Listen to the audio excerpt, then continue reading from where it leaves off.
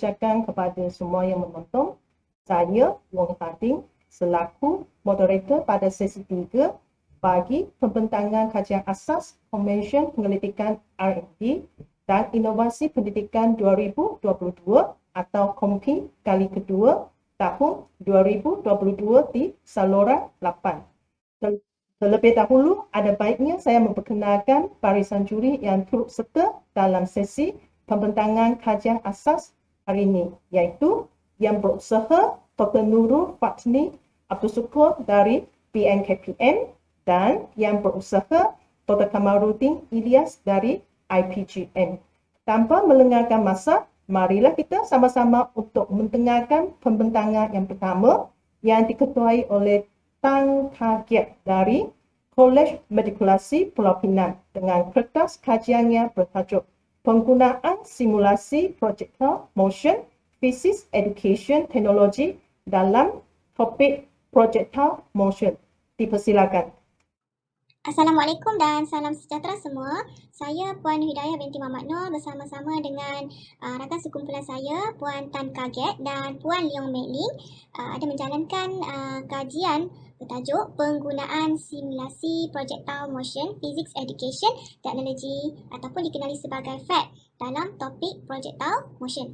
Okey, untuk pengenalan saya akan menerangkan mengenai latar belakang subjek Physics SP015. Okey, so Physics SP015 adalah salah satu subjek di dalam semester 1 dalam jurusan Sains Program Matrikulasi di bawah Kementerian Pelajaran Malaysia.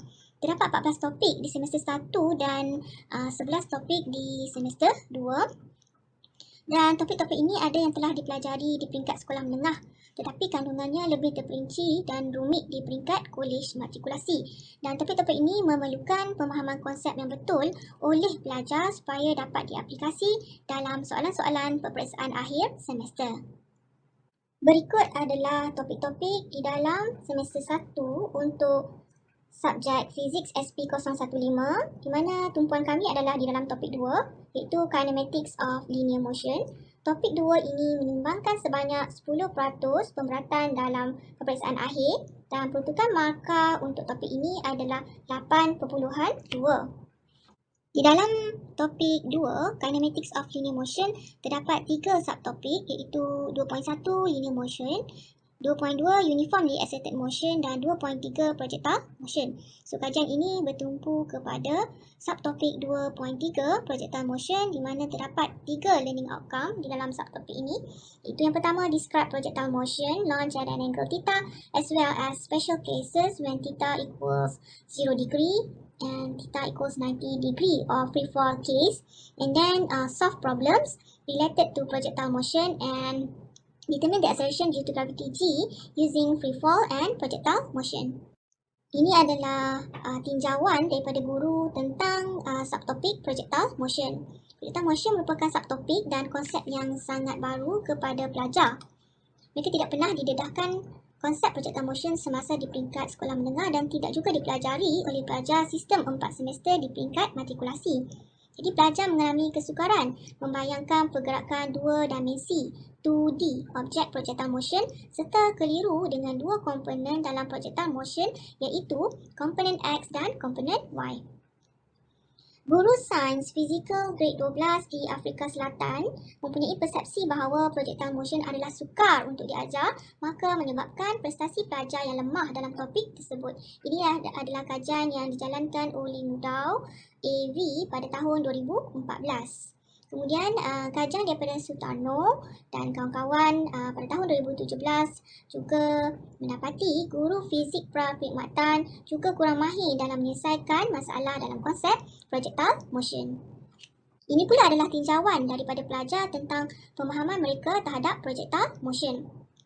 Daripada tinjauan yang kami jalankan, terdapat 73.9% pelajar yang masih menghadapi masalah dalam pemahaman konsep projectile motion. Ini adalah berdasarkan survey kami kepada pelajar. Ini pula adalah tinjauan dari pelajar tentang pemahaman mereka terhadap subtopik projectile motion. Okey, 55.3% pelajar masih lagi tidak dapat gambaran bahawa projectile motion adalah dua dimensi dan 43.3% pelajar keliru dengan simbol pergerakan objek sama ada ke atas atau ke bawah apabila objek berada pada kedudukan yang tertentu. 59.7% pelajar keliru dan tidak dapat membezakan maklumat yang diberi merupakan komponen X atau komponen Y. Manakala 69.4% pelajar tidak dapat menggunakan persamaan yang betul bagi pergerakan objek secara komponen X atau komponen Y. Ini adalah tinjauan literatur tentang miskonsepsi projectile motion.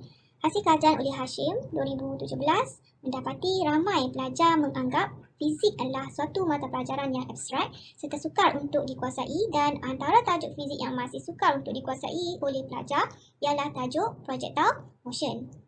Yuliati dan kawan-kawan 2020, hasil kajiannya mendapati penguasaan konsep gerakan projectile motion dalam dua dimensi oleh pelajar adalah dalam tahap rendah dan didapati masih ramai yang salah konsep. Pelajar menghadapi kesukaran untuk menentukan hal laju ataupun velocity dan vektor pecutan ataupun acceleration dalam tajuk projectile motion. Kemudian Bushairi A dan Zuhdi M 2020 mendapati terdapat sebilangan besar pelajar yang mempunyai miskonsepsi fizik dan kurang pemahaman tentang projectile motion. Kemudian Hidayatullah dan kawan-kawan 2021 mendapati terdapat dua sebab utama yang menyebabkan pelajar miskonsepsi terhadap projectile motion. Yang pertama, majoriti pelajar hanya menghafal istilah atau persamaan tanpa memahaminya. Yang kedua, ramai pelajar keliru dengan komponen vektor iaitu komponen X dan komponen Y bagi velocity, acceleration dan displacement. Objektif kajian ini adalah untuk mengenal pasti kesan yang diberikan oleh alat cognitive fact yang digunakan terhadap pencapaian pelajar. Hipotesis kajian H0 tidak terdapat perbezaan yang signifikan antara mean score ujian pra dan ujian pasca terhadap pencapaian pelajar selepas intervensi. Arah signifikan yang ditetapkan ialah alfa bersamaan dengan 0.05. Ini adalah metodologi kajian. Reka bentuk kajian yang digunakan adalah quasi eksperimen bagi menguji keberkesanan fact yang digunakan dan jenis reka bentuk pengumpulan data yang dipilih dalam kajian ini adalah reka bentuk kuantitatif ujian pra dan ujian pasca bagi 32 orang pelajar. Untuk sampel, kami memilih 32 orang pelajar dari Kolej Matrikulasi Pulau Pinang yang mengikuti program 2 semester yang mengambil mata pelajaran fizik dan dipilih secara rawak. Kajian ini merupakan sampel bersandar, iaitu sampel berpasangan, iaitu skor mean bagi ujian pra dan ujian pasca bagi kumpulan pelajar sebelum dan selepas menjalani intervensi. Pelajar yang terlibat dikehendaki menjawab semua soalan yang terdapat di dalam platform Google Classroom. Instrumen kajian kami adalah ujian pencapaian dalam bentuk Google Forms yang terdiri daripada Seksyen A dan Seksyen B. Seksyen A mengandungi 6 soalan objektif yang menguji kefahaman dan konsep pelajar. Seksyen B mengandungi 2 soalan subjektif yang menguji penggunaan persamaan. Google Form adalah aplikasi yang praktis, sederhana, cepat dan mudah untuk diterapkan untuk penilaian pembelajaran di era digital oleh Yuwono dan rakan-rakan pada tahun 2020. Prosedur kajian ini dimulakan dengan pelajar menjawab ujian pra melalui Google Form. Ini dijalankan seminggu sebelum kajian dan ujian pra ini adalah selama 30 minit. Kemudian, pelajar menjalani intervensi dengan menggunakan FAT dan ia dilaksanakan selama 2 minggu. Dan dengan menggunakan FAT, pelajar menjawab soalan quizzes. Dan kami juga menyediakan rakaman video dan dimuat naik ke dalam YouTube untuk membimbing pelajar menyelesaikan masalah dengan bantuan FAT. Kemudian latihan pengukuhan interaktif dalam live worksheet. Kemudian pelajar menjawab ujian pasca iaitu seminggu selepas intervensi dan ujian pasca ini juga selama 30 minit.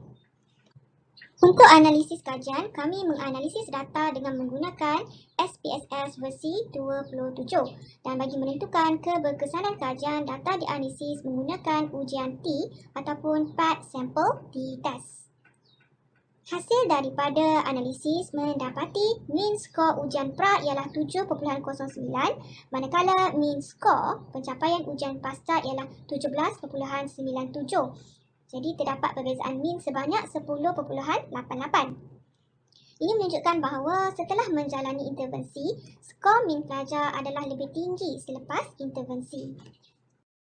Nilai P yang diperolehi daripada analisis ialah negatif 14.91 dengan nilai P 0.01. Nilai P kurang dari 0.05 yang menunjukkan perbezaan mean skor pencapaian adalah signifikan dan keputusan ini berjaya menolak hipotesis null. Keputusan ini menunjukkan bahawa pembelajaran menggunakan alat kognitif FAD adalah berkesan dalam meningkatkan kefahaman pelajar terhadap topik projectile motion. Sebagai penutup, saya akan memberikan beberapa kesimpulan kajian ini. Yang pertama, kajian ini telah membuktikan bahawa penggunaan alat kognitif FAD simulasi dengan Google Classroom sebagai platform mempunyai kesan yang signifikan terhadap integrasi teknologi dalam pengajaran dan pembelajaran. Yang kedua, simulatif physics dan FAD digalakkan digunakan semasa pengajaran dan pembelajaran supaya dapat mengurangkan miskonsepsi pelajar dan mencungkil minat pelajar terhadap subjek fizik. Yang ketiga, kajian lanjutan perlu dijalankan oleh penyelidik lain supaya dapat mengoptima simulatif physics dan FAD simulasi dari cognitive knowledge dan cognitive psychology. Dengan itu, sekian dari kami. Terima kasih.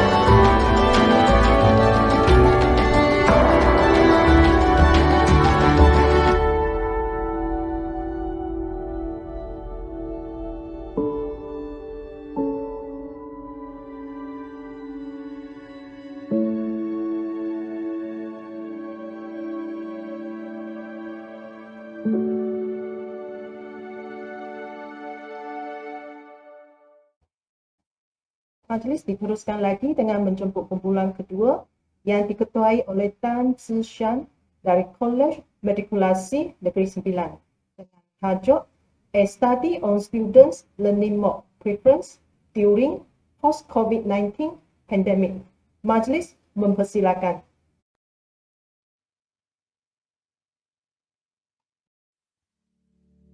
The COVID-19 pandemic in Malaysia has caused all classes at matriculation colleges to be conducted online at the beginning of session 2021-2022. This means that students have experienced all the three modes of learning, which are face-to-face learning, online learning, and blended learning, which is a combination of face-to-face learning and online learning. Since there are very few studies at matriculation level that focus on students' preference for the type of learning mode, we are taking this opportunity in this post-pandemic period to find out which learning mode is most preferred by students. The finding of this study will provide insight into whether it's possible to incorporate blended learning at matriculation college in the near future.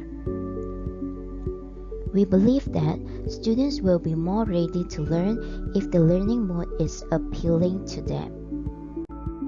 This study follows mixed method approach which collect both quantitative and qualitative data about students' preference of learning mode and reason for their choice. The instrument used in collecting the data was an anonymous online questionnaire which was distributed using Google Form. The results of our survey shows that 45% of students prefer lecture to be conducted face-to-face, while 65% chose face-to-face for tutorial. Even though the majority of students prefer face-to-face learning for both the lecture and tutorial, but the percentage are not high enough for us to totally neglect blended learning, given that more than a quarter of the sample favored blended learning. Based on students' responses collected in the questionnaire, the main reasons given by students preferring the face-to-face learning are easier to focus. Students claim that they are more easily distracted during online learning compared to face-to-face learning. Students also commented that face-to-face learning allowed them to ask lecturers or other students directly when they are confused.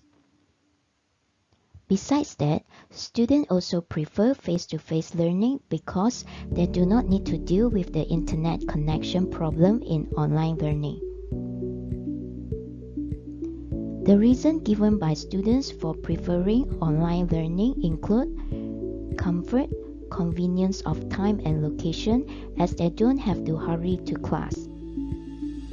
Furthermore, students can also record the lesson and access the online learning material at any time after the class.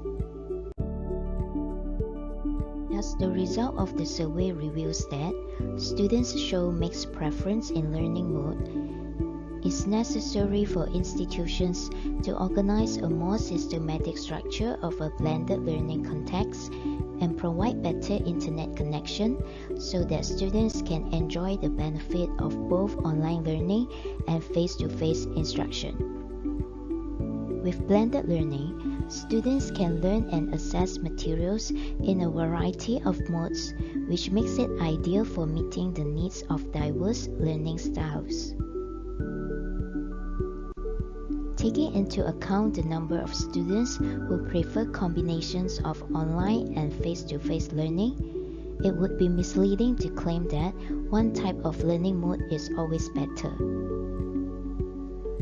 There's a growing number of studies which suggest that online lessons can be effectively integrated into existing in-class courses when suitable materials and technology are used, and ideally if necessary preparations and follow-up is conducted in regular face-to-face classes.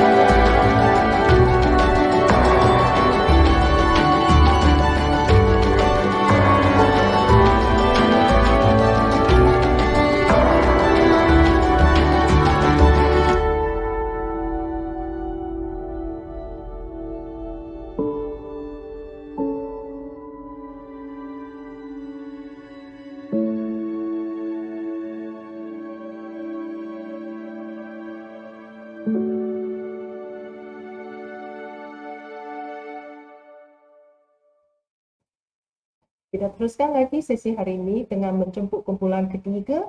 Ketuanya ialah Chua Kip Ping dari bahagian Kerajaan Pendidikan KPM yang akan membentangkan tajuk Keberkesanan Modul Maidalok Kopitiam ke atas pencapaian dalam pembelajaran bahasa kedua. Dengan segala hormatnya, dipersilakan. Malaysia terdiri daripada rakyat yang berbilang kaum. Dalam masyarakat majmuk ini, pergaulan dan komunikasi rakyat akan terbatas dalam lingkungan kaumnya sendiri jika mereka hanya menguasai bahasa ibunda masing-masing. Kebolehan untuk berkomunikasi dalam bahasa kedua dengan cekap dan lancar merupakan satu kelebihan bagi murid-murid. Dalam usaha negara untuk mencapai semua murid dari semua kumpulan etnik dan komuniti berupaya menguasai dua bahasa yang ternyata dalam Pelan Pembangunan Pendidikan Malaysia (PPPM), maka bahasa tambahan dilancarkan dalam pelbagai institusi pendidikan dari peringkat prasekolah sehingga peringkat universiti.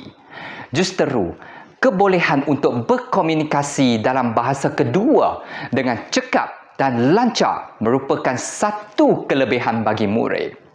Untuk merealisasi model insan yang berkemahiran dalam menguasai dua bahasa, pilihan bahasa Cina sebagai bahasa elektif ditawarkan di pelbagai institusi pendidikan.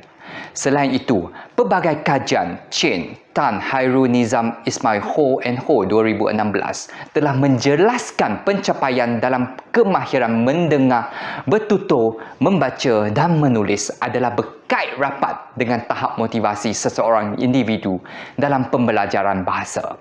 Jadi, motivasi seseorang murid dalam pembelajaran bahasa tambahan tidak harus dipinggirkan. Ini dapatlah dibuktikan dengan pengalaman mengajar dalam kelas BCSK ataupun dikenali sebagai Bahasa Cina Sekolah Kebangsaan. Saya pernah tanya anak murid saya, apakah cita-cita anda apabila besar? Saya memang terkejut dengan jawapan yang diberikan oleh anak murid saya. Mereka bukannya ingin menjadi doktor, guru, peguam, askar, polis dan sebagainya. Cuba anda meneka apakah jawapan yang diberikan oleh anak murid saya. Mereka ingin menjadi selebriti, YouTuber dan sebagainya.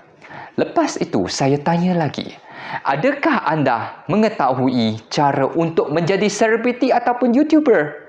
Cikgu, saya tahu dengan menggunakan telefon bimbit pintar. Seterusnya saya tanya lagi, adakah anda berkeyakinan bertutur di hadapan telefon bimbit pintar dengan menggunakan bahasa lain sekiranya ingin menjadi selebriti ataupun YouTuber?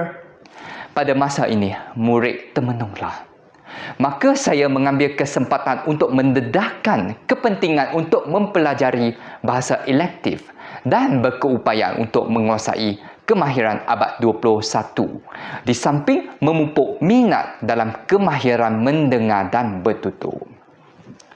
Oleh itu, dapat dilihatlah tujuan kajian penyelidikan ini adalah untuk membangunkan dan mengenal pasti keberkesanan modul Maidalok Kopitiam ke atas pencapaian murid dalam kemahiran mendengar dan bertutur dalam pembelajaran BCSK.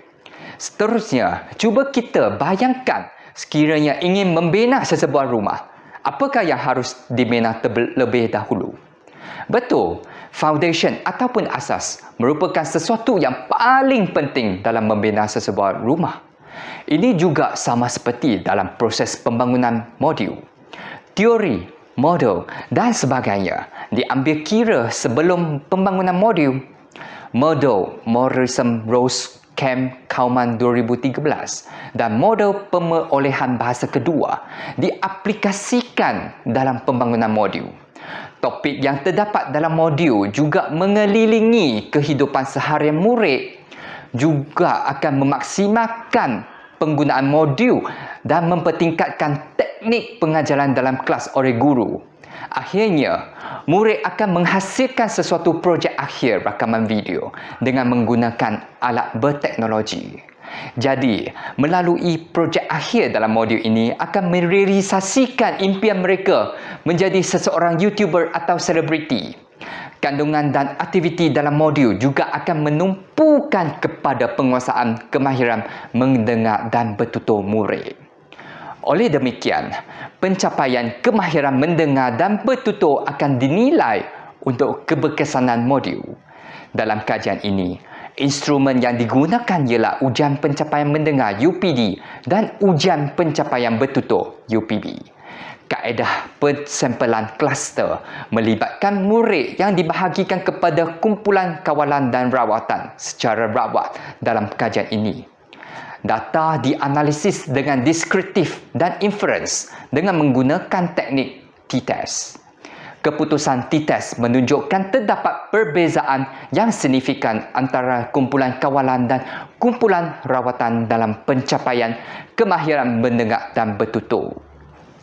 Dapatan kajian ini juga memberikan implikasi bahawa modul ini berupaya meningkatkan kemahiran mendengar dan bertutur. Hasil analisis menunjukkan terdapat perbezaan yang signifikan antara kumpulan kawalan dan kumpulan rawatan dalam pencapaian UPD dan UPB.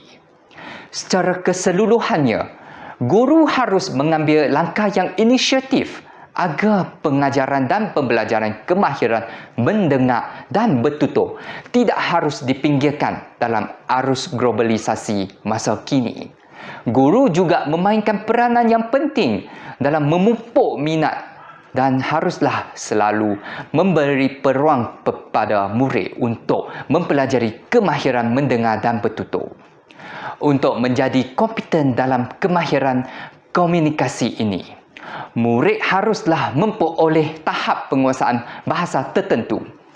Justeru, modul My Dialog Kopitiam didapati berkesan menilai tahap pencapaian kemahiran mendengar dan bertutur dalam pembelajaran BCSK.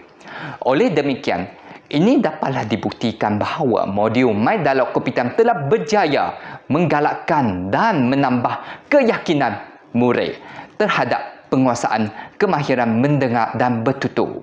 Sekian, terima kasih.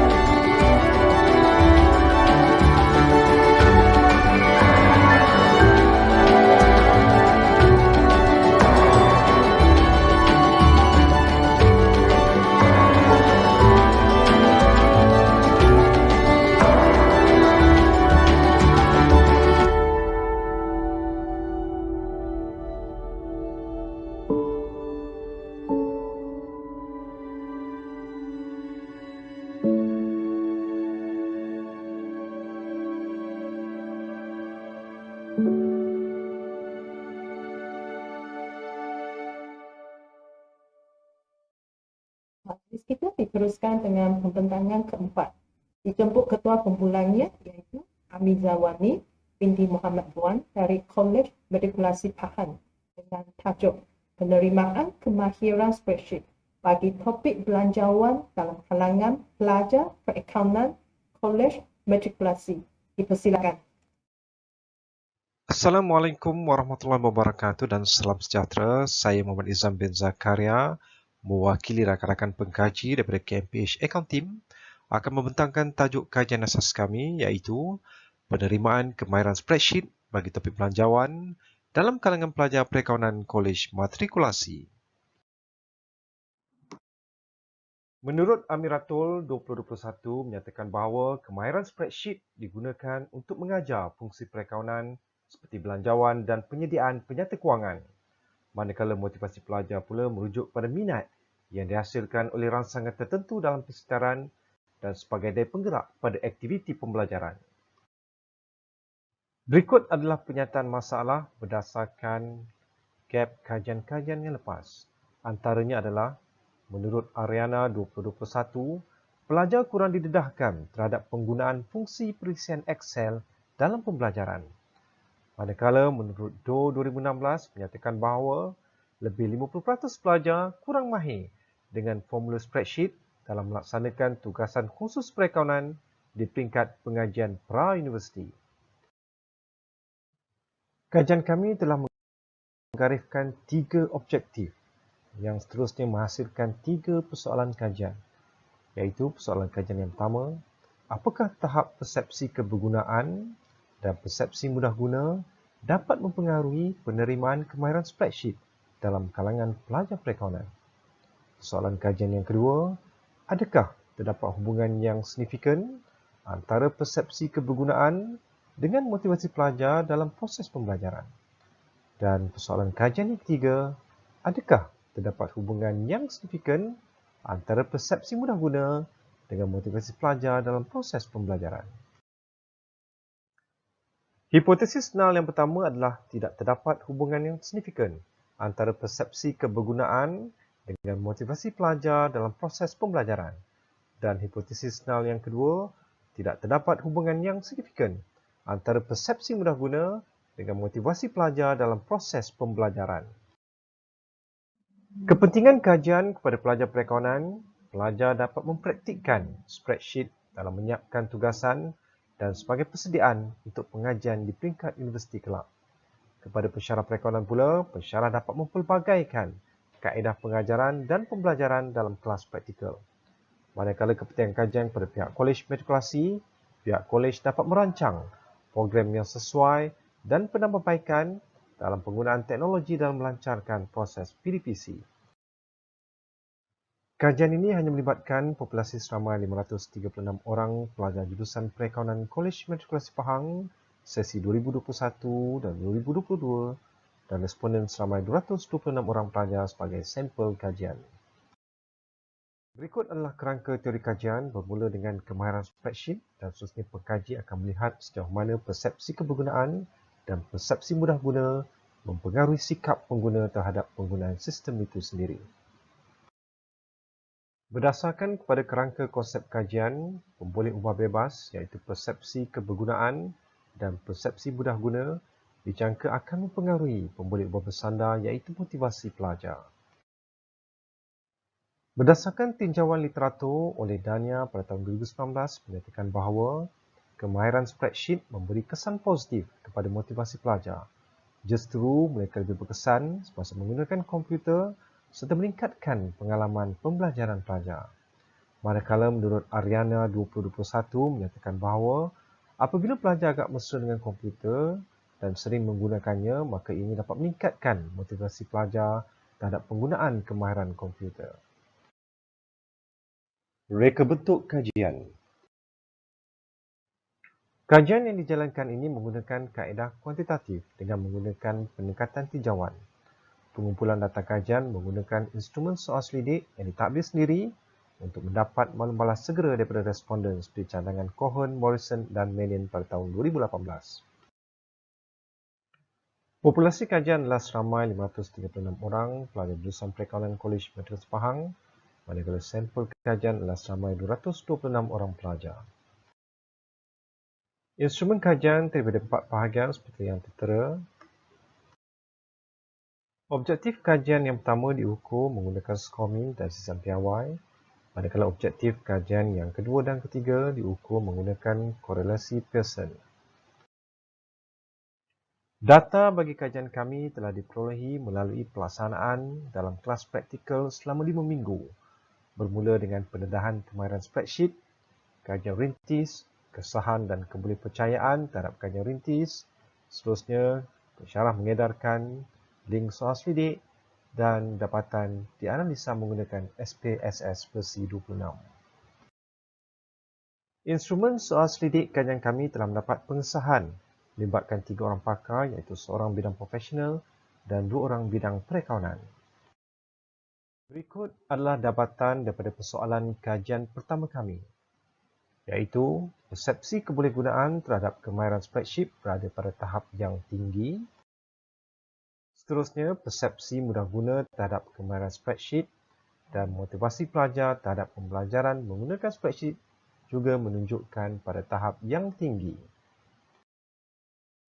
Manakala dapatan persoalan kajian kedua kami menunjukkan bahawa hubungan antara persepsi kebergunaan dengan motivasi pelajar dalam proses pembelajaran berada pada tahap signifikan yang tinggi. Oleh itu, hipotesis nal yang pertama didapati tidak benar dan ditolak. Dan dapatan daripada persoalan kajian ketiga kami daripada hasil analisis korelasi Pearson mendapati bahawa hubungan yang signifikan antara persepsi mudah guna dengan motivasi pelajar dalam proses pembelajaran berada pada tahap yang tinggi. Oleh itu, hipotesis nal yang kedua didapati tidak benar dan ditolak. Berdasarkan kajian ini dapatlah disimpulkan bahawa penggunaan kemahiran spreadsheet adalah faktor penting dalam proses penyampaian PDPC yang dapat mempelbagaikan kaedah pembelajaran pensyarah dan dalam masa yang sama dapat meningkatkan motivasi pelajar untuk menggunakan penyelesaian tersebut bagi meningkatkan minat mereka terhadap pembelajaran. Selain daripada itu, pendedahan kemahiran komputer kepada pelajar perakanan adalah salah satu agenda utama dalam setiap institusi pendidikan supaya pelajar tidak merasa janggal dengan kemahiran komputer apabila mereka berada di universiti awam kelak. Sekian.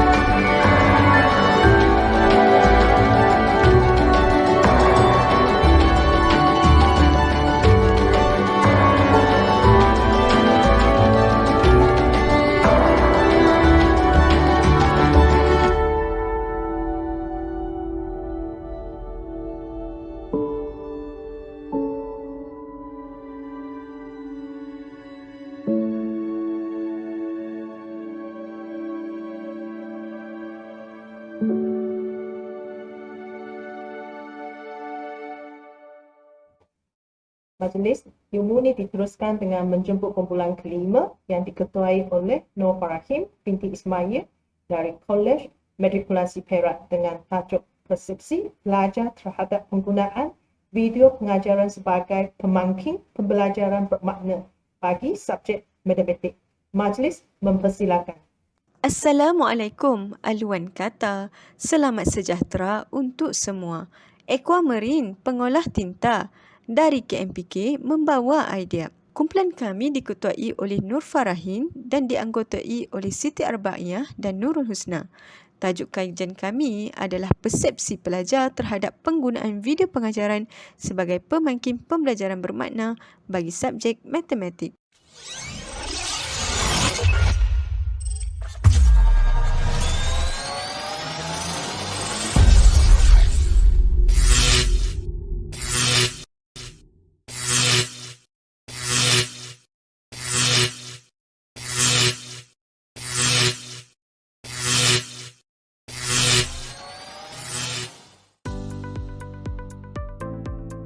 Menurut Fullen 2016, pembelajaran bermakna merupakan pembelajaran yang berkualiti yang akan melekat dengan kita sepanjang hayat.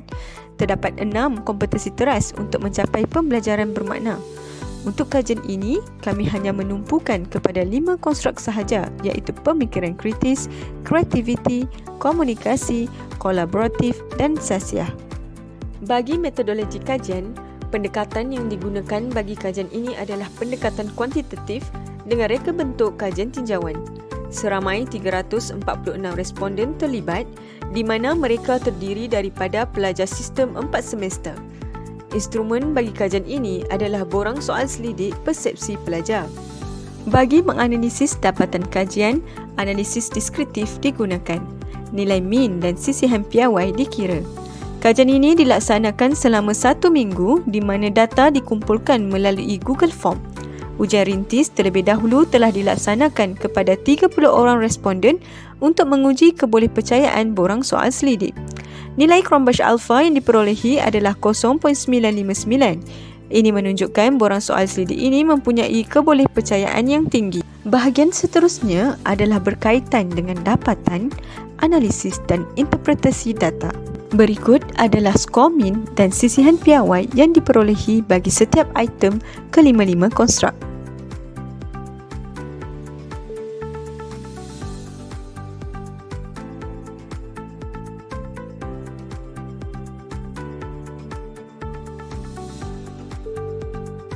Di bahagian ini pula, dipaparkan skor min dan sisihan piawai keseluruhan bagi setiap konstruk. Seterusnya, di bahagian perbincangan, kami akan menerangkan dengan lebih terperinci dapatan-dapatan kajian kami. Daripada 15 item soal selidik, didapati 12 item adalah bertahap sederhana di mana skor min terendah adalah 3.26 dan skor min tertinggi adalah 3.50. Skor min yang diperolehi ini didapati melebihi nilai 3.0 dan berkecenderungan ke tahap tinggi.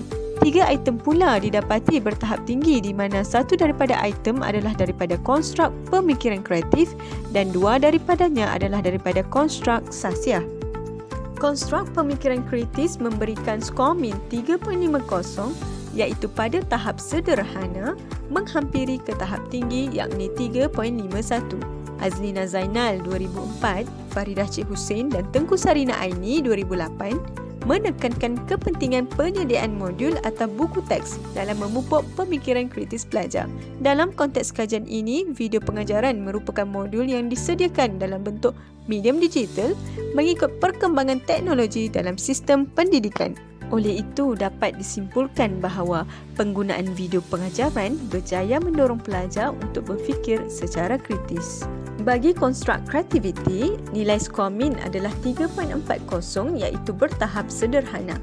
Video pengajaran memupuk kreativiti pelajar dalam penyelesaian masalah matematik kerana isi kandungan pelajarannya disusun mengikut aras kesukaran dan terdapat gabung jalin dalam pengetahuan lepas belajar. Kriteria ini membolehkan pelajar menghubung kait pelajaran lepas dengan pelajaran sedia ada bagi menyelesaikan soalan yang terdapat dalam video pengajaran. Menurut Guilford 1950 dalam Muhammad Asri Harun 2016, kreativiti merupakan satu komponen penting dalam semua kegiatan intelektual dan ia merupakan suatu kebolehan untuk melahirkan idea-idea yang berkaitan dengan penyelesaian sesuatu masalah. Maka dapat disimpulkan bahawa video pengajaran memupuk kreatif pelajar dalam penyelesaian masalah matematik.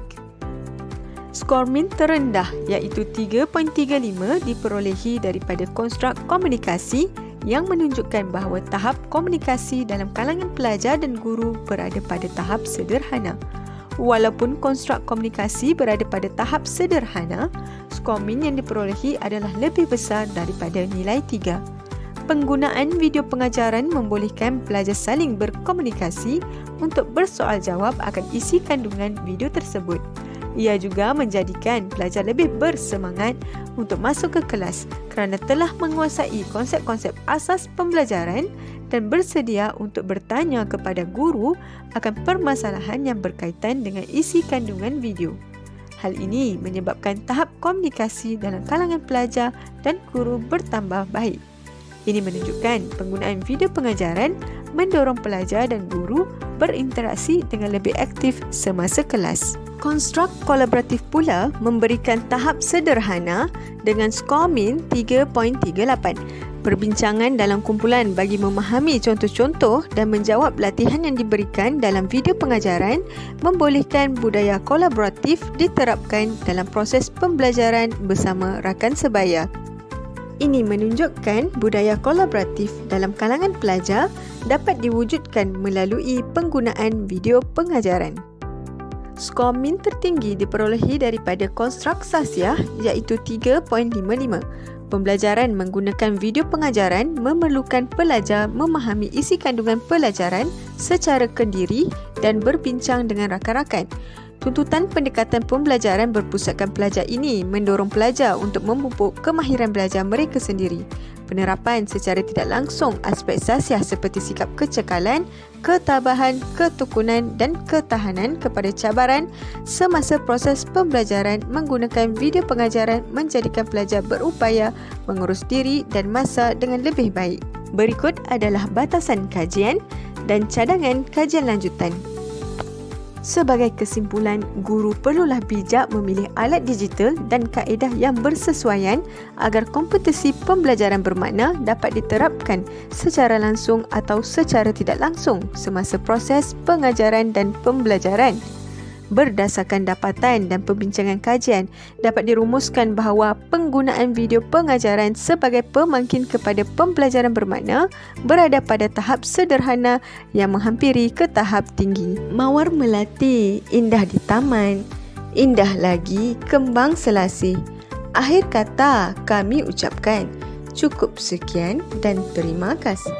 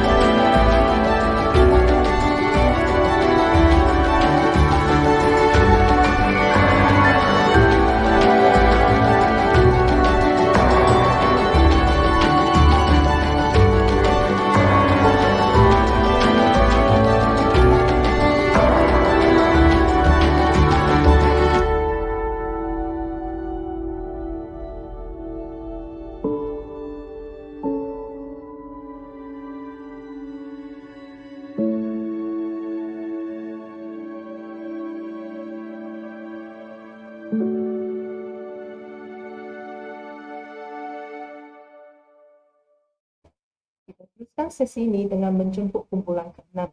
Ketuanya Aika Fitri bin Harun dari Kolej Matrikulasi Labuan yang akan membentangkan tajuk ASIP, A Study of Relationship Between Motivation and Performance in Learning Chemistry. Dengan skala hormatnya, dipersilakan.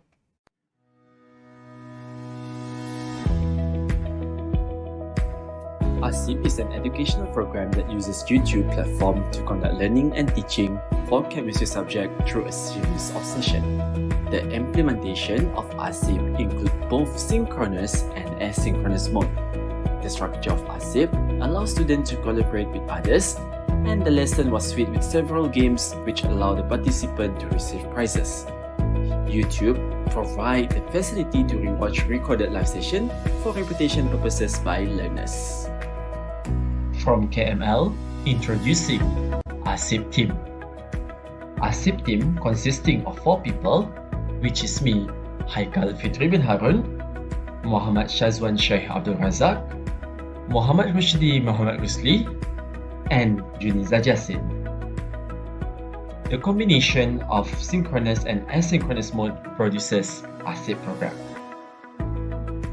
From our program, we conduct a research of ASIP, a study of relationship between motivation and performance in learning chemistry. Let us start with some introduction of our research. The background of this study derived from the situation of COVID-19. As the global pandemic hit, there are unprecedented rise of online learning. Interaction between students and educators become distant and teaching style were limited. Owing to this situation, vibrant YouTube live session, ASIP was conducted to promote motivation and performance during online studies. We believe motivation is the key towards learning. And here are the problem statement. First, educators and students need to adapt to online learning. Students struggle with personal motivation, and there is scarcity of studies from matriculation setting regarding motivations and performance. And there is a lack of effective model using MOOC to learn chemistry subject. Our research is conducted in order to develop a vibrant live online platform for learning chemistry. To study the relationship of student motivation and performance in chemistry for the control group and ASIP group. And lastly, it is to determine the significance of students' motivation and performance in chemistry between ASIP students and control group. Meanwhile, here is the details for our research methodology. For research approach, we are using quantitative method. We use quasi-experimental method for our research design. Pencil and paper tests were conducted for pre-test, post-test, and a motivation questionnaire are administered as a mean of data collection. And for our research, we are using simple random sampling. Now, let us look into the result plot. There are 3 null hypotheses we need to answer. And here is the first null hypothesis. From our data analysis and interpretation, there was a strong positive correlation between students' performance and motivation for those in ASIP program. The R value is not 735 and the sample size is 237, with the P value is lesser than 0.01. And thus, we can say that there is a significant relationship between student performance and motivation for those in ASIP group. Our second null hypothesis is this. From our data analysis and interpretation, there was low positive correlation between students' performance and motivation for those in the control group. The R value is 0.434 with a sample size of 85, and their P value is lesser than 0.01, which is still less than 0.05. And hence, we can say that there is a significant relationship between students' performance and motivation for those in the control group. Now, for our third null hypothesis, is going to be looking something like this. By comparing the Z-ops value, the ASIP and control group has a value of 2.22, which is larger than 1.96. And this indicates that the p-value is lesser than 0.05. Hence, we can say that there is a statistically significant difference between the relationship of students' performance and motivation for those in ASIP and the control group. As for the discussion part, first, there is a correlation between students' performance and motivation. Second, ASIP optimize both asynchronous and synchronous mode to promote motivation, which affecting performance. And lastly, ASIP program shows a stronger relationship between motivation and performance than the control group. This discussion is supported by other relevant studies. Nordi and others stated that active participation in online setting result in higher engagement and better academic outcomes. Meanwhile, Liu believed that extrinsic reason could facilitate learning even when students are not interested. And from here, we can conclude that our research revealed that matriculation students' academic performance has a positive relationship with their motivation in learning chemistry. And the use of ASIP undoubtedly promotes student motivation and desire to learn while assuming the role of active learners. That is all from us. Thank you.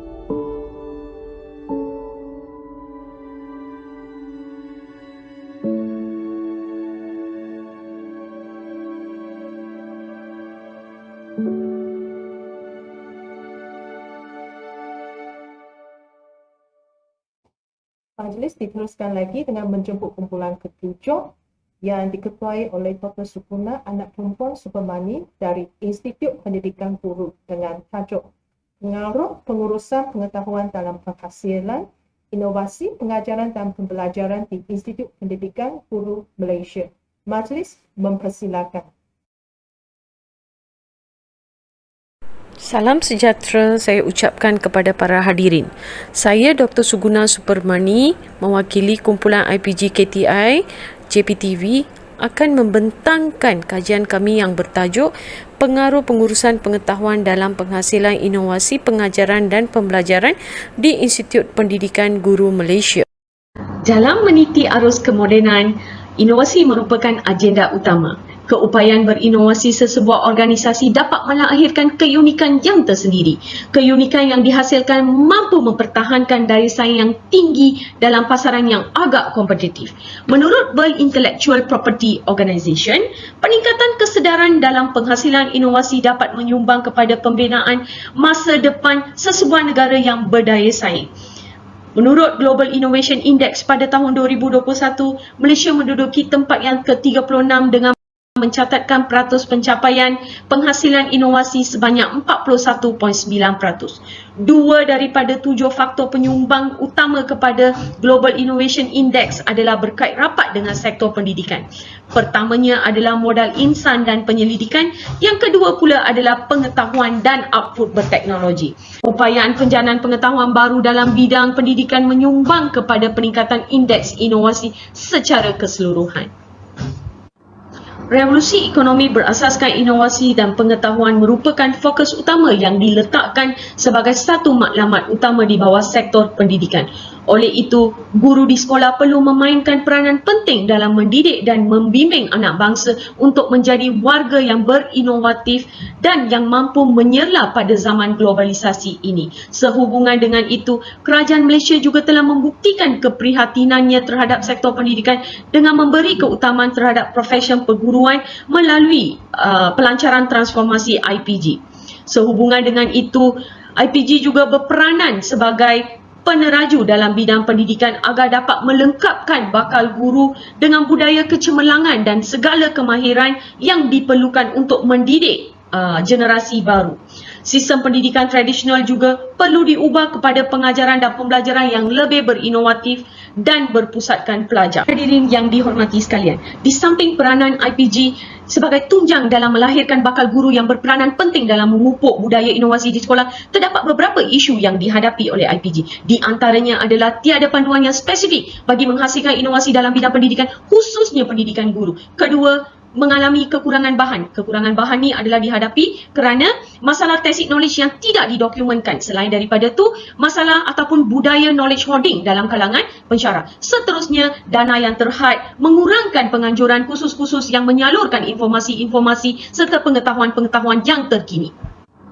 Dalam usaha untuk mencari jalan penyelesaian bagi menyelesaikan isu-isu yang dihadapi, kajian literatur menunjukkan bahawa pengurusan pengetahuan mempengaruhi penghasilan inovasi kerana pengetahuan yang dikenal pasti sebagai salah satu sumber utama. Sehubungan dengan itu, kajian ini bertujuan untuk mengenal pasti sejauh manakah dimensi pengurusan pengetahuan yang menyumbang kepada inovasi pengajaran dan pembelajaran. Para hadirin yang dihormati sekalian, kini tibalah masa untuk saya memperkenalkan dua pemboleh utama dalam kajian saya. Yang pertama, pengurusan pengetahuan. Menurut Alawi dan Litnia, pengurusan pengetahuan merupakan satu proses mengurus pengetahuan dan harta intelek dalam sesebuah organisasi. Pengetahuan yang diperoleh akan dikumpul dan ditambah baik bagi dijadikan sebagai satu sumber yang berkesan bagi menghasilkan atau meningkatkan produktiviti. Seterusnya adalah inovasi pengajaran dan pembelajaran. Inovasi dalam pengajaran dan pembelajaran merupakan satu usaha penambahbaikan melalui pengintegrasian unsur teknologi dan kreativiti. Dan lagi dengan kerangka konsep kajian saya. Bagi pemboleh ubah pengurusan pengetahuan, saya telah adaptasi model pengurusan pengetahuan yang terdiri daripada 4 dimensi, iaitu penjanaan pengetahuan, penyimpanan pengetahuan, pemindahan pengetahuan dan pengaplikasian pengetahuan daripada model pengurusan pengetahuan Alawi dan Letnia tahun 2001. Bagi pengoleh ubah inovasi pengajaran dan pembelajaran, saya telah adaptasi daripada beberapa kajian-kajian lepas. Para hadirin yang dihormati sekalian, saya teruskan pembentangan ini dengan metodologi kajian. Saya menggunakan pendekatan kuantitatif dengan reka bentuk kajian berbentuk tinjauan. Populasi bagi kajian ini adalah pensyarah IPG Malaysia. Kemudian saya menggunakan kaedah persampalan kluster rawak untuk mendapatkan sampel kajian. Bagi tujuan pengumpulan data pula, saya menggunakan borang soal selidik sebagai instrumen utama saya untuk mendapatkan data premier. Seterusnya, data yang diperoleh dianalisis menggunakan perisian Amos 21 untuk mendapatkan model penstrukturan sumbangan dimensi pengurusan pengetahuan terhadap inovasi pengajaran dan pembelajaran. Raja 1 menunjukkan model penstrukturan sumbangan dimensi pengurusan pengetahuan terhadap inovasi pengajaran dan pembelajaran yang diperolehi hasil daripada analisis SEM. Jadual 1 menunjukkan secara terperinci sumbangan dimensi pengurusan pengetahuan terhadap inovasi pengajaran dan pembelajaran. Dapatan kajian juga menunjukkan bahawa semua dimensi pengurusan pengetahuan menyumbang secara positif terhadap inovasi pengajaran dan pembelajaran kecuali pemindahan pengetahuan. Dapatan kajian menunjukkan bahawa pensyarah IPG aktif dalam menjana, menyimpan, memindah dan mengaplikasi pengetahuan dalam tugasan harian. Oleh hal yang demikian, pensyarah IPG bukan sahaja dapat melaksanakan pengurusan pengetahuan, malah mampu melaksanakan inovasi dalam aktiviti pengajaran dan pembelajaran yang berupaya meningkatkan kualiti pendidikan guru di Malaysia. Dapatan kajian juga dapat menegaskan bahawa dimensi pengaplikasian pengetahuan merupakan penyumbang yang terbesar dalam inovasi pengajaran dan pembelajaran. Secara kesimpulannya, kajian ini telah menyumbang kepada bukti empirikal tentang peranan pengurusan pengetahuan dalam meningkatkan inovasi pengajaran dan pembelajaran di Institut Pendidikan Guru. Dapatan kajian ini juga boleh digunakan sebagai panduan kepada para pensyarah yang ingin menghasilkan kepelbagaian dalam aktiviti pengajaran dan pembelajaran. Panduan ini dapat meningkatkan lagi keberkesanan para pensyarah dalam menjana pelbagai pengetahuan baru melalui proses pengurusan pengetahuan. Sekian sahaja pembentangan saya pada hari ini. Semoga ia bermanfaat kepada semua. Sekian.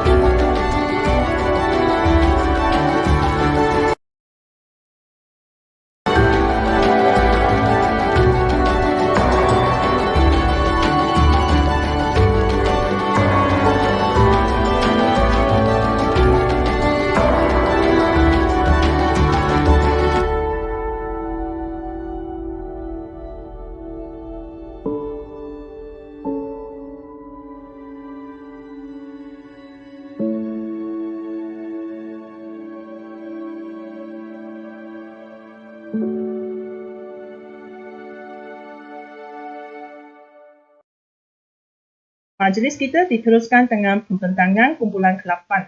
Dijemput ketua kumpulannya iaitu Dr. Sheila Syamuganathan dari Kolej Berkelasi Pulau Pinang dengan tajuk The Effects of STEM Activities on Acquiring Skills, Scientific Creativity and Cognitive Abilities among Pre-University Students and their Views on STEM Education.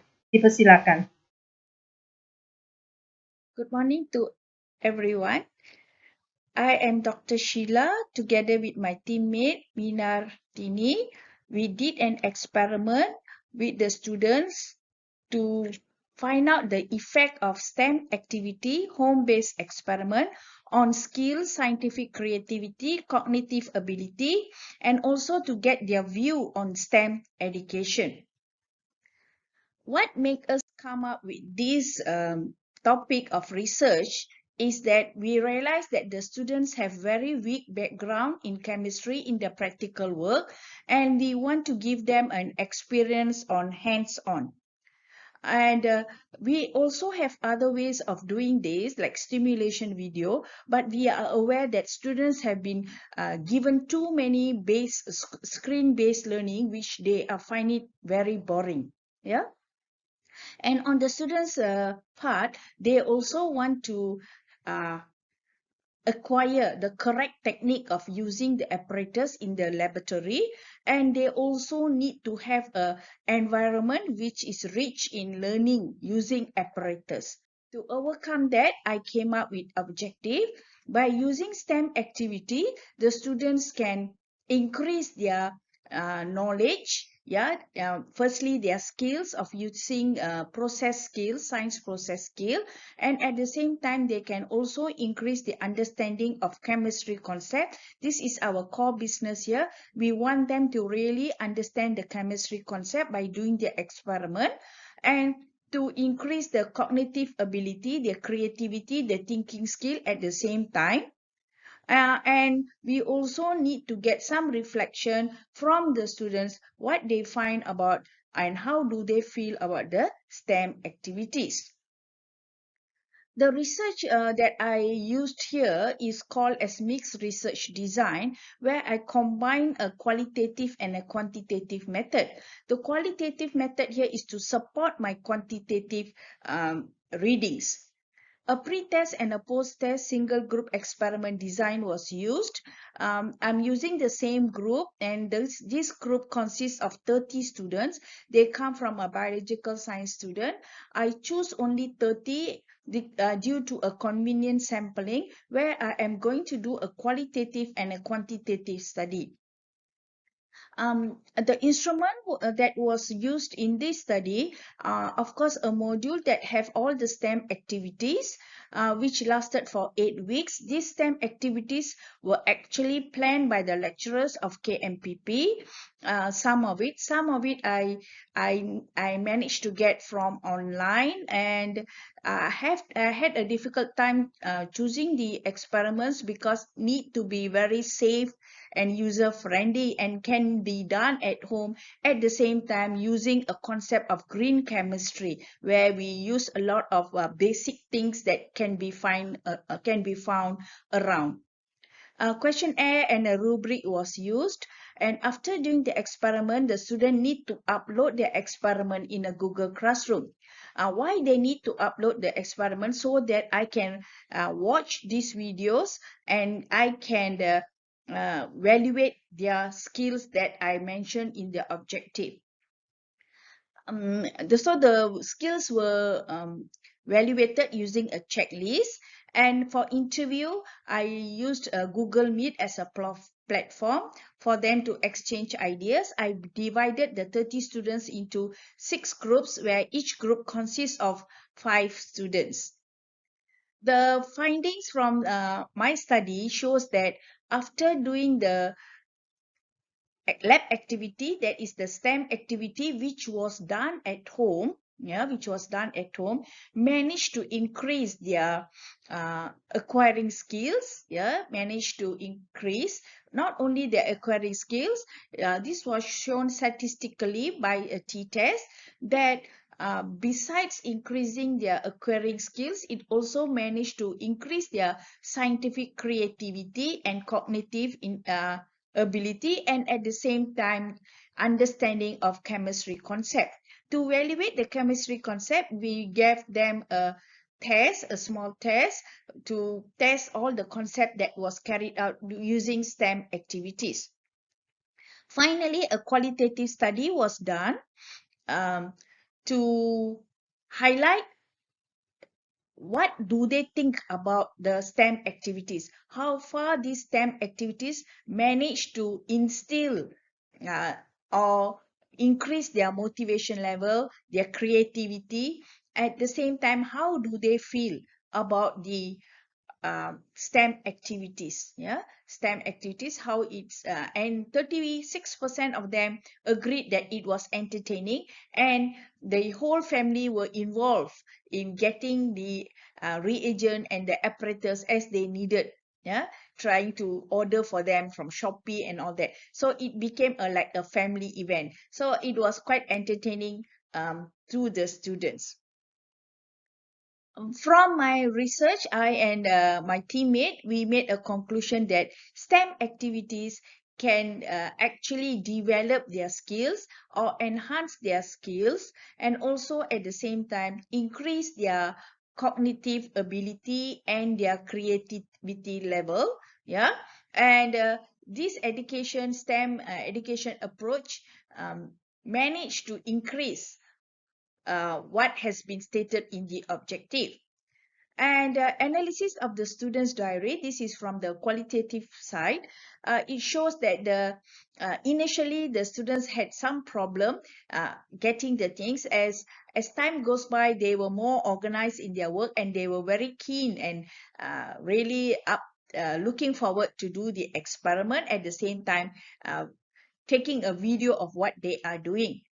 Earlier they had the view that science topics are very boring, but after conducting this experiment on their own, they can see the relevancy of their environment and what they are actually doing in the lab. So it managed, the important thing here, that it managed to cultivate the habit that science is part of our living.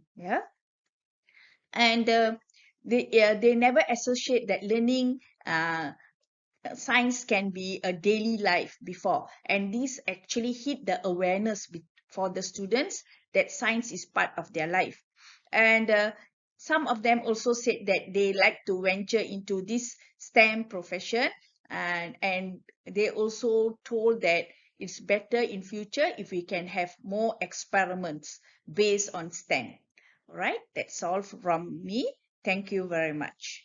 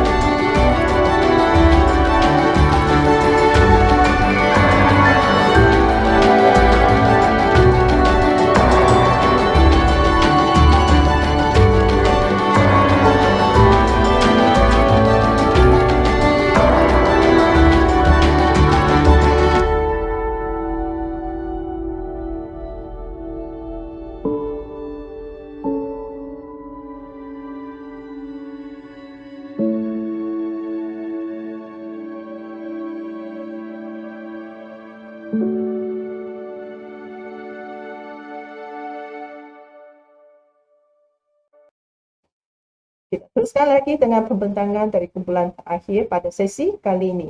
Kumpulan ini diketuai oleh Nurul Hidayah binti Abdullah dari Kolej Matrikulasi Pahang dengan tajuk Persepsi Pelajar Terhadap Penggunaan YouTube sebagai Medium PDP Subjek Matematik bagi topik Application of Integration. Dipersilakan. Assalamualaikum dan salam sejahtera. Saya dari kumpulan Maths Angel akan membentangkan dapatan dari kajian asas kumpulan kami berkenaan persepsi pelajar terhadap penggunaan YouTube sebagai medium PDP subjek matematik bagi topik Application of Integration. Semasa PDP topik 7 bagi program SES, kami berdepan masalah untuk memahamkan pelajar topik ini. Ditambah pula dengan pelaksanaan PDP yang 100% secara atas talian. Disokong dengan analisis aras kesukaran topik 7 di M025 yang menunjukkan 56.25% pelajar bersetuju mereka berdepan kesukaran untuk mempelajari topik 7. Manakala 87.5% pensyarah pula bersetuju topik 7 paling sukar untuk diajar berbanding topik-topik yang lain. 5 topik ini merupakan topik yang akan disoal dalam peperiksaan PSPM. Disertakan di sini LKC dari tahun 2016 sehingga 2021 yang menyenaraikan permasalahan pelajar khusus untuk topik 7. Persoalan kajian. Apakah tahap persepsi pelajar SES terhadap penggunaan YouTube bagi topik Application of Integration?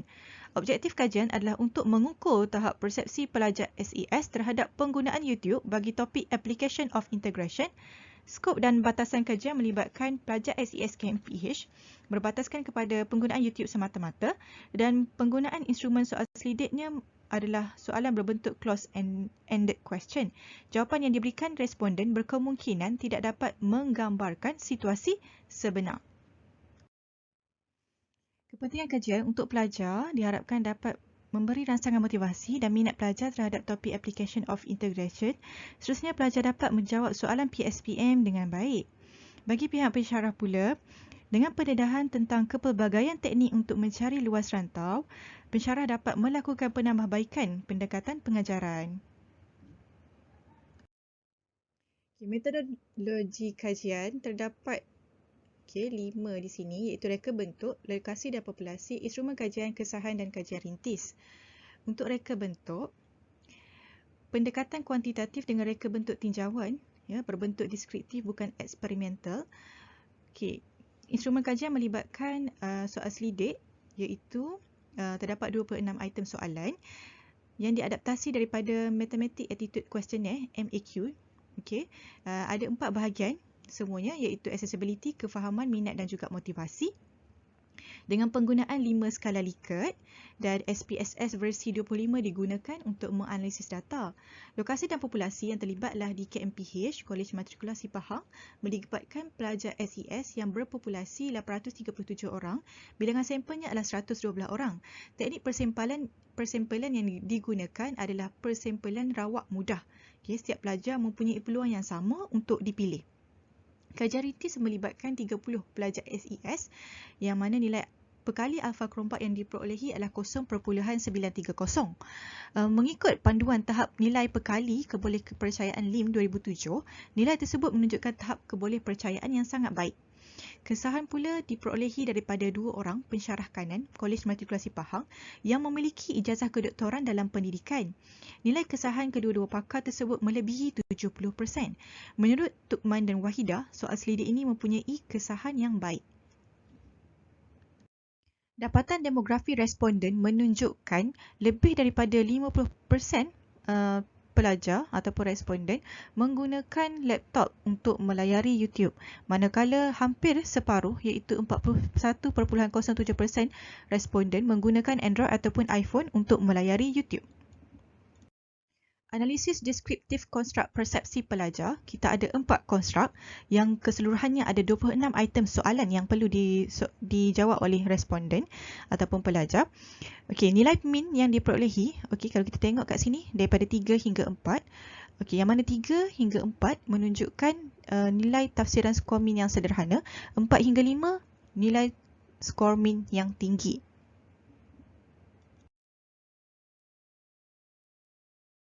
Analisis bagi construct accessibility. Okey. Item A1, A2, A4 dan A7 menunjukkan pelajar bersetuju YouTube dapat diakses dengan mudah pada bila-bila masa dan di mana sahaja. Analisis bagi konstruk kefahaman, terutamanya B4 B4 merupakan menunjukkan min yang paling tinggi, iaitu saya lebih mudah faham penerangan melalui video YouTube berbanding huraian teks, menunjukkan min 4.25. Ini menyokong kajian yang dilaksanakan oleh Muhammad Faizal et al. 2011 yang mana memberitahu bahawa video bergambar mampu membuatkan pelajar lebih faham dan dapat mengingat apa yang diajar dengan cepat dan berkesan.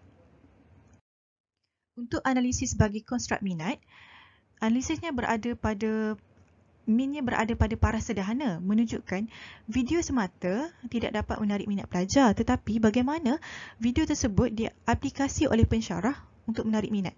Okey, ini menunjukkan pensyarah perlu mencari video yang ada elemen yang dapat menarik minat pelajar. Untuk itu, pensyarah sendiri perlu kenal dulu pelajar masing-masing tu macam mana agar dapat mencari elemen yang sesuai yang dapat menarik minat mereka dalam video-video yang berkaitan. Analisis bagi konstruk motivasi. Okey, jika dilihat, konstruk motivasi ini mendapat min ataupun sisi hampir awal yang paling tinggi di antara tiga konstruk yang lain. Okey, ini menyokong kajian Muhammad Faizal et al. 2011 yang menyatakan pelajar lebih meminati pembelajaran yang mengandungi unsur animasi kerana ia dapat mengurangkan tahap tekanan yang dialami mereka semasa proses PDP. Keseluruhannya, tahap persepsi pelajar SES di KMPH terhadap penggunaan YouTube sebagai medium pengajaran dan pembelajaran bagi topik Application of Integration berada pada tahap yang tinggi, iaitu 4.05, mengikut panduan Dick Salmi dan Hairun Nizam 2019. Konstruk motivasi mencatatkan nilai min tertinggi berbanding tiga konstruk yang lain. Ini membuktikan penggunaan YouTube dapat memberikan rangsangan motivasi dan minat pelajar terhadap topik Application of Integration. Sebagai kesimpulan, hasil kajian yang telah dilaksanakan dalam mengenal pasti persepsi pelajar terhadap penggunaan aplikasi YouTube sebagai medium PDP dalam topik Application of Integration telah menunjukkan bahawa pelajar mempunyai minat yang tinggi terhadap penggunaan YouTube. Hal ini kerana pelajar menggunakan deria pendengaran dan penglihatan supaya mereka lebih fokus ketika menonton video dalam proses penyampaian maklumat. Justru itu, dengan perkembangan ICT di dalam dunia pendidikan, pensyarah perlu aplikasikan sepenuhnya mengikut kesesuaian. Supaya kita dapat menghasilkan proses PDP yang lebih efektif untuk kecemerlangan para pelajar kita. Itu sahaja daripada kumpulan kami. Terima kasih. Assalamualaikum. Bye-bye.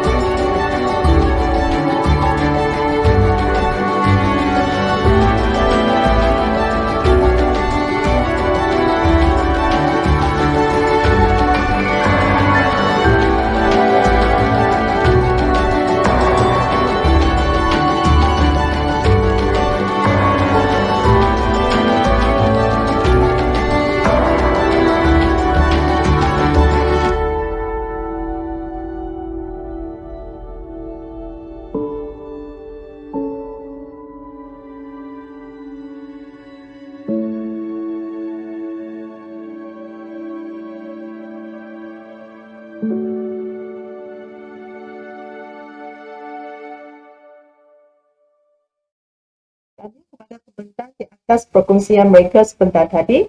Majlis merakamkan penghargaan kepada semua pembentang yang telah menyampaikan hasil kajian mereka. Maka, berakhirlah sudah sesi kita pada pagi ini. Majlis akan berehat sebentar dan akan bersambung lagi pada sesi seterusnya pada jam 11 pagi. Sekian, terima kasih.